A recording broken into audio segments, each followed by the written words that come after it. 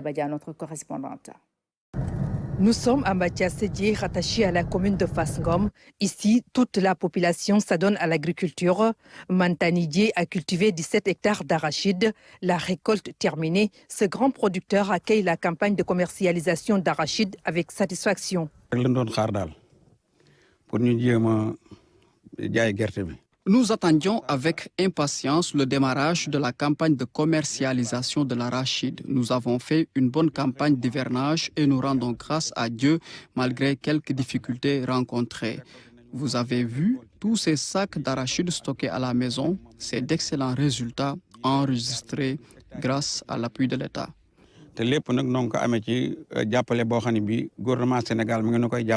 Des ouvriers venus de différents coins du pays ont travaillé durant l'hivernage dans ces champs d'arachides. Ils voient aujourd'hui leur peine récompensée. Nous nous retrouvons parfaitement dans l'agriculture. Pour une seule campagne, on peut gagner 250 000 voire 300 000 francs CFA. La riziculture et le maraîchage sont les spéculations dominantes de la région. La culture d'arachides, de haricots et de pastèques se développe dans la partie dite d'Yéri. Cette année, pour atténuer les effets de la Covid-19, l'État a accompagné davantage les acteurs de la filière. Pour ce qui concerne l'arachide, l'État a eu à mettre en place au niveau de la région presque 250 tonnes d'arachide coque pour aider, accompagner en tout cas les producteurs de la région en production arachidière.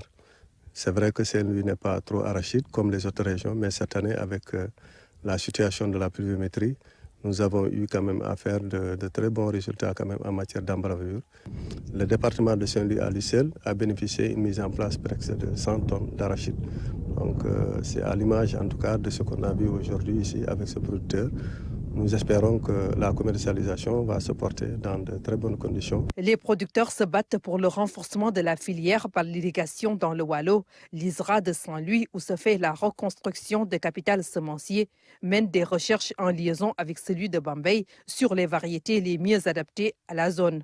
Comme la région de Saint-Louis est une zone irriguée, il est vrai que donc, les variétés qui vont être introduites sont des variétés qui sont des variétés d'origine irriguée. Mais je précise qu'il y a aussi le côté pluvial. Et donc les variétés qui s'adaptent dans le bassin arachidier sont effectivement adaptées dans ces zones pluviales de la vallée. Il est vrai, comme je l'ai dit tantôt aussi avant le démarrage, que l'ISRA Bambey est donc le centre qui s'occupe des variétés de riz parce que se trouvent dans le bassin arachidier. Mais il travaille également avec l'ISRA Saint-Louis pour introduire des variétés qui sont adaptées dans nos zones.